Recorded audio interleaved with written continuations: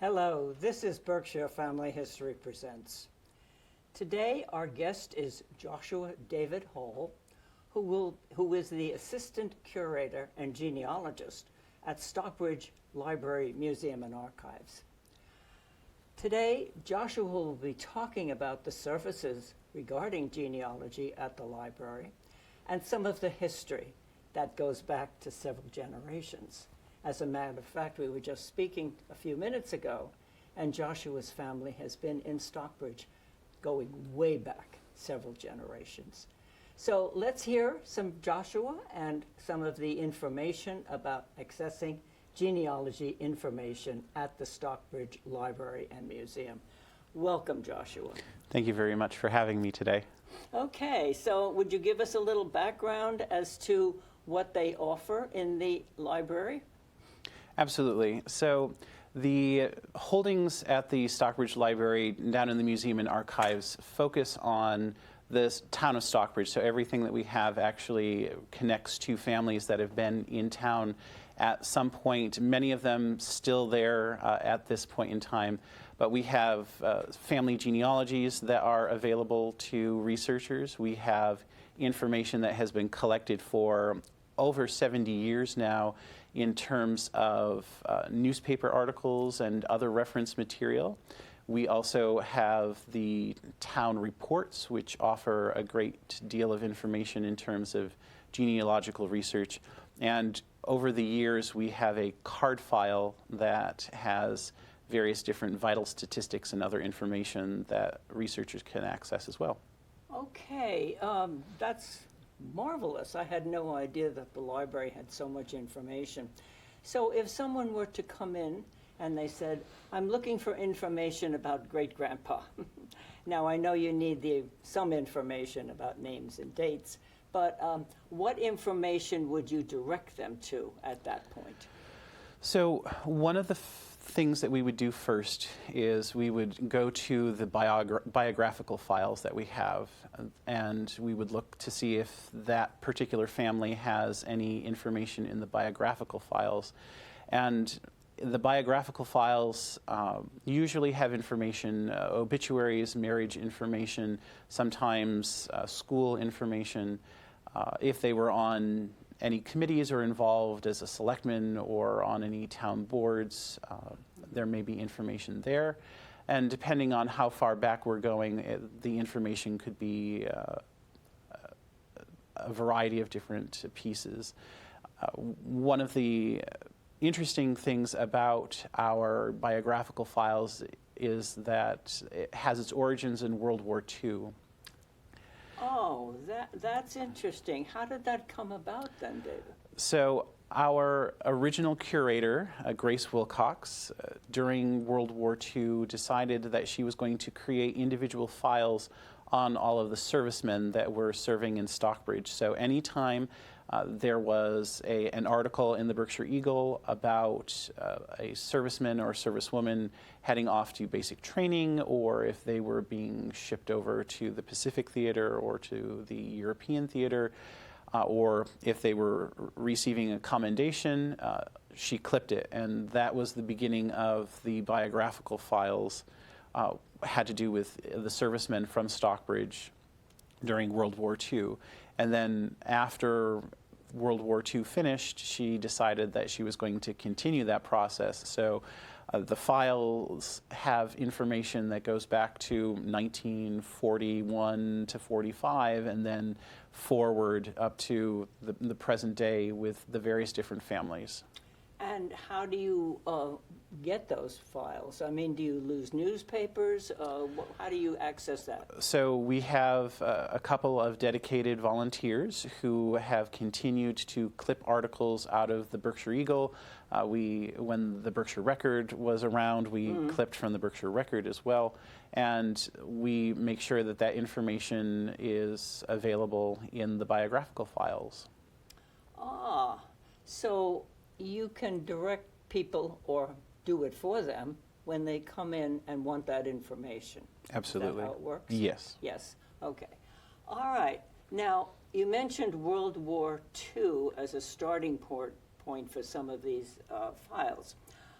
Does the Stockbridge Museum and Library have information or genealogy information that goes back earlier than that time?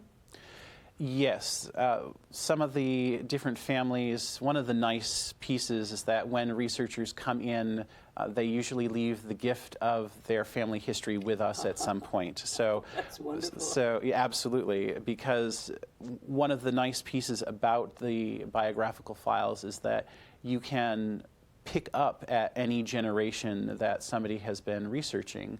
So we have in the files genealogies. Some of it may just be a pedigree chart that somebody has done. Others may be full genealogies that people have left behind. We do have a collection of family genealogies that are available to researchers that cover a number of different families. Some of the, I guess I would say, more well-known families in Stockbridge, such as the David Dudley Field family or the Theodore Sedgwick family. We have published bound genealogies for that particular family. There are also a number of genealogies for other families that have come and gone over time, so that we have the information available.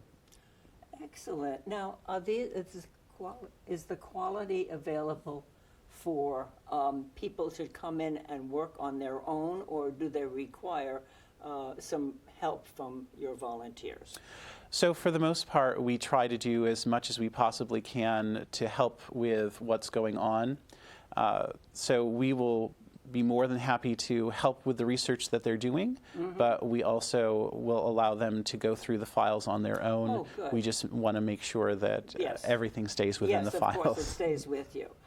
It sounds like you have quite a number of records, and they're on paper form. Is that correct? That is correct. Or book form, if that's also correct? That is also correct. So some of this has been done and published, is that right? Yes. Excellent, excellent, excellent. Okay, what are the times that people can come in and get help in their own genealogy? So the Museum and Archives, which has been closed for a number of years due to our HVAC system having been out, is now open. We've been open for about a month and a half now, which is fantastic that we are now open to the public again. So afternoons is when individuals can come in and do research, 1 o'clock to closing time. I am there on Tuesday afternoons from 3 o'clock to 8 o'clock. And then Thursdays, I am there between 3 and 5. And I am there on Saturdays from 9 o'clock till 2 o'clock. So anytime anybody needs any information or wants to access the materials, I am there. The curator, Talia Liodari, is also available from 1 o'clock till closing time on Tuesdays through Fridays. Excellent. You have, that's marvelous. Let me ask you about some of your history and genealogy. We were talking earlier. You come from a long line of Stockbridge residents. Tell me a little bit about your genealogy. So both of my parents were born and raised in Stockbridge, and I usually, when people ask where I grew up, I talk about growing up in Stockbridge because we spent a great deal of time in Stockbridge because both of our families were in Stockbridge. So The Hall side of the family has been in Stockbridge since my great-great-grandfather, when he came over from Ireland in the 1890s, settled in West Stockbridge and then eventually moved to Stockbridge. And my maternal side of the family has been around for equally as long, if not longer. And we were talking earlier about genealogy and how genealogy really becomes an obsession. And my great-great-grandfather, Peter I. Adams, is my genealogical obsession.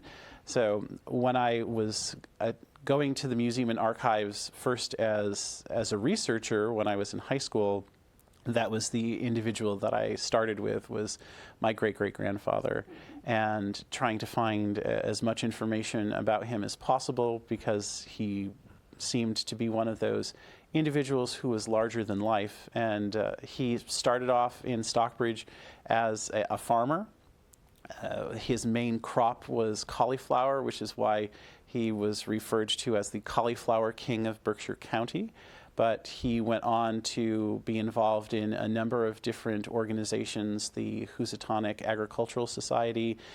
He was involved in Cincinnatus Lodge of Masons in Great Barrington, and he was a member of the Stockbridge Grange. He was the first master or president of Stockbridge Grange because of his involvement with agriculture. And during World War II, he was a representative to the House of Representatives for Berkshire County.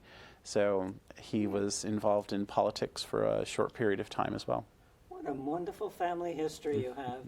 And I can tell you about obsession, because most of us genealogy people get into work and we just go further and further, and sometimes our eyeballs fall out because we're looking at so much information. Now, the Stockbridge Library and Museum and Archives, you mentioned it's a combined building of both the museum and the archives. Correct. Okay. When the library itself was founded in 1862, that was when the archives actually started. We started collecting materials. Some of it was as simple as objects, but documents, some of which would be useful for genealogical research.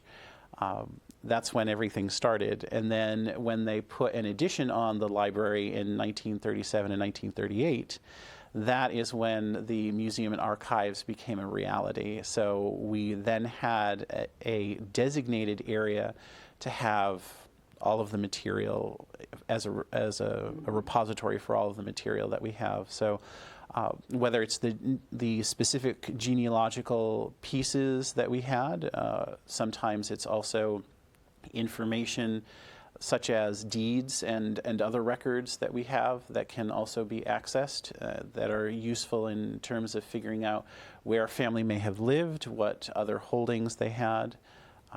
So it's nice that over the last almost 80 years now, we've had one designated spot where people can come and access that material, because we have people all the time, whether they're simply sending in an email asking for information, or whether they have the time to come into the museum and archives to ask for help with their genealogy.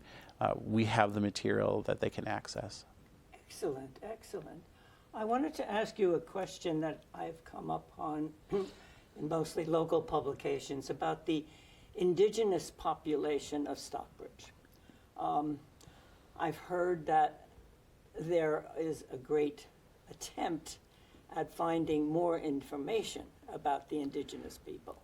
Have you discovered anything there, or have you looked at anything about that? So at the Museum and Archives, we do have material that is related to the Stockbridge-Munsee Band of the That's Mohican. the one, yeah. Yes.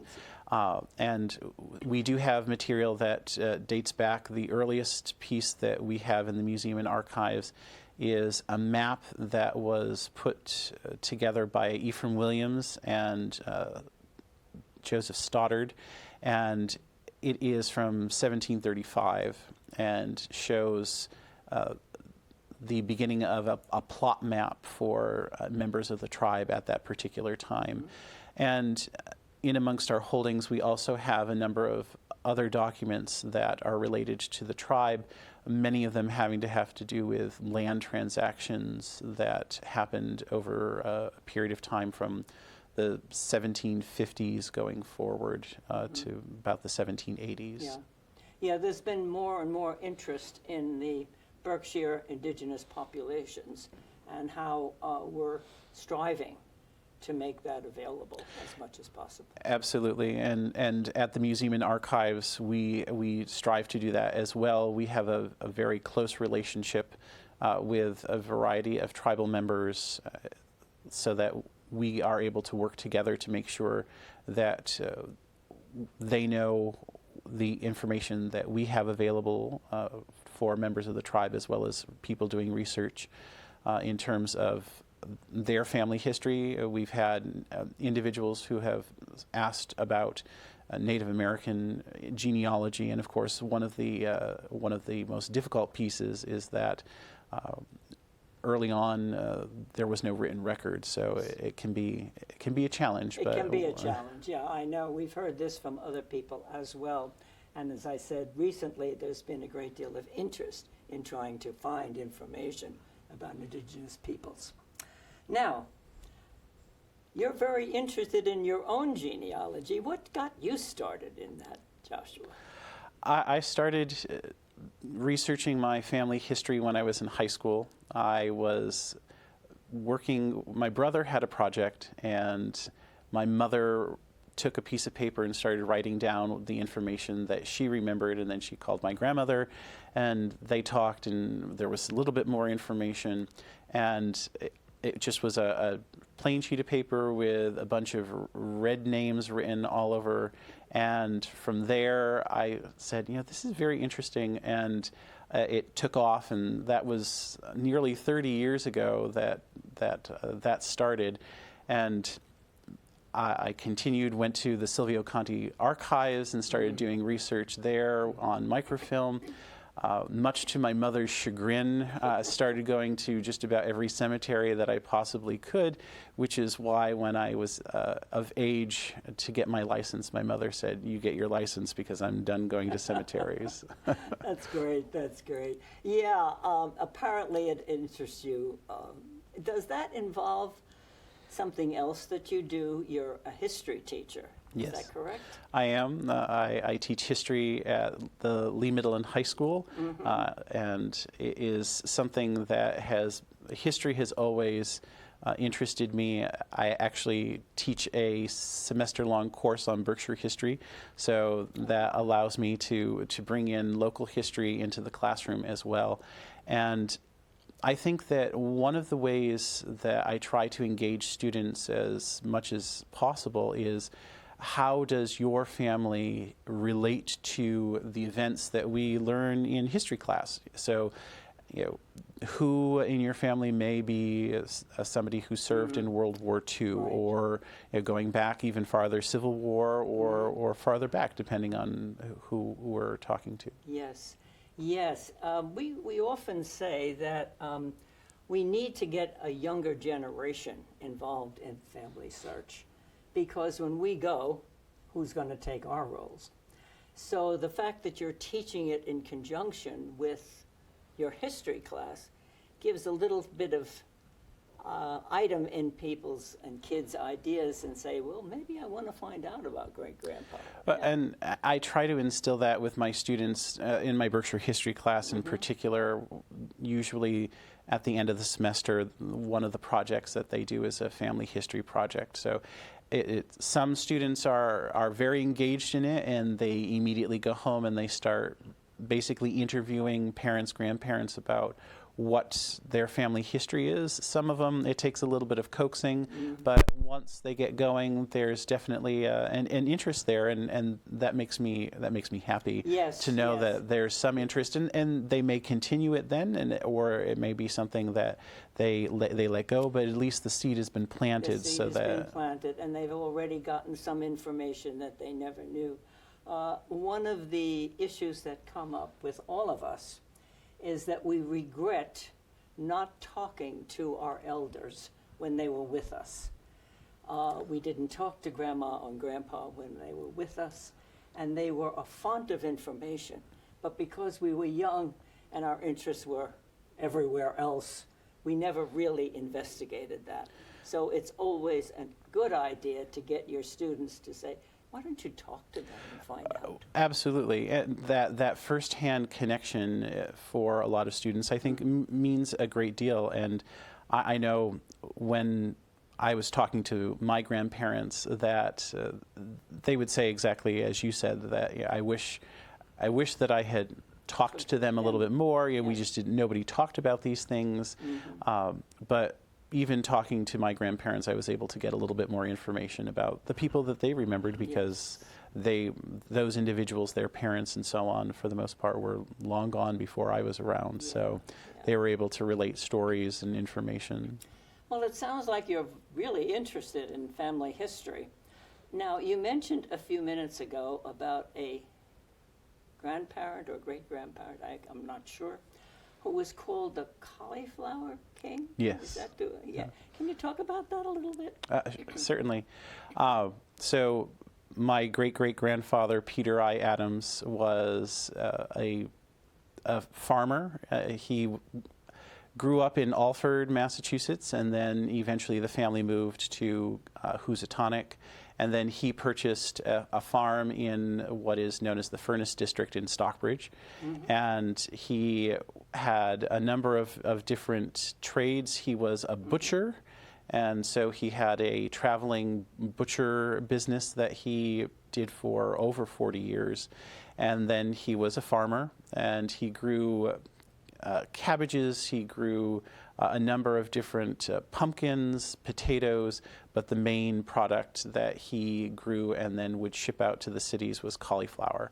And so there are a number of different news articles that I've found, and even his obituary referred to him as the Cauliflower King because of what he did. So. That's amazing. That's wonderful. The fact that you had that newspaper article is marvelous, because that made you a place to start or continuing going back. Now, you mentioned your family's been here a number of years, quite a number of years. Where did they originally immigrate from? So the Adams family originally was from Salisbury, Connecticut, and from the Hillsdale, Copake, New York area. So that was their origins. I have one family, the Rui family. They actually have been around since the mid part of the 1700s.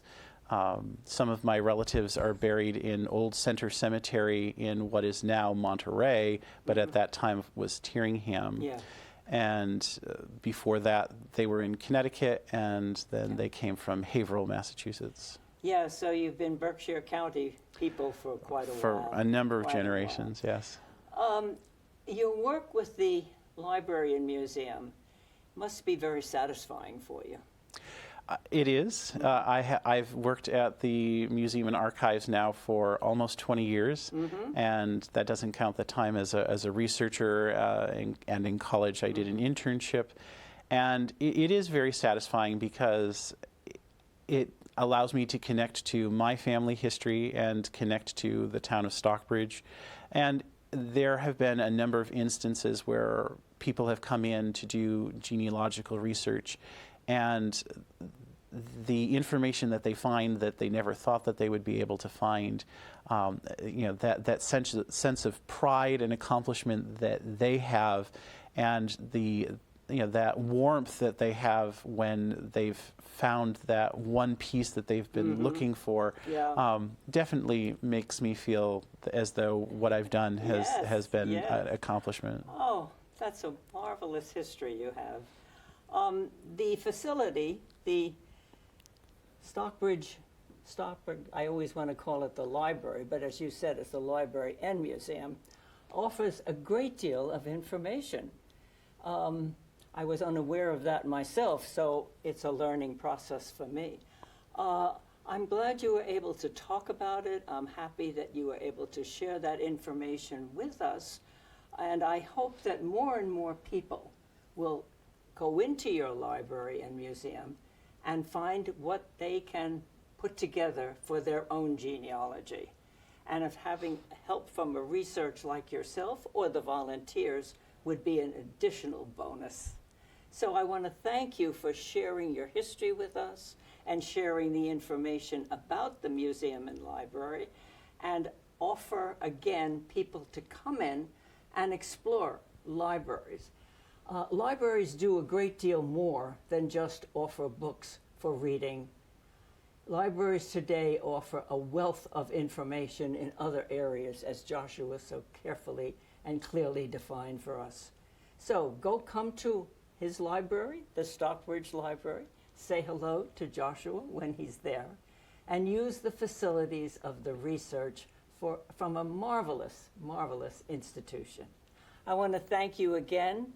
It's been a joy talking to you, and come visit us at another time. I would be happy to do so. Thank you for inviting me. Thank you, Jonathan. Joshua, we'll see you again.